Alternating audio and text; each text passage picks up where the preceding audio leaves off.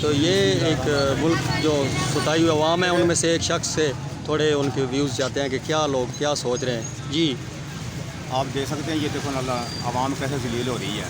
ٹھیک ہے, چاہے جو بھی حکمران ہو, ٹھیک ہے, کسی نے نہیں اس ملک کا سوچا, اپنی کرسی کا سوچتے ہیں یہ. ٹھیک ہے نا, یہ دیکھیں عوام کتنی ہے, ٹھیک خوار ہو رہی ہے.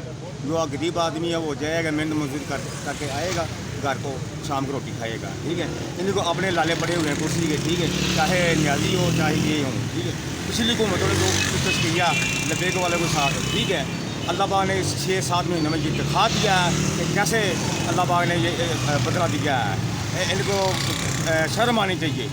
ٹھیک ہے, خدا کا خوف کریں کہ دیکھو عوام کو دیکھو کیا ہے, بچے ہیں, عورتیں ہیں.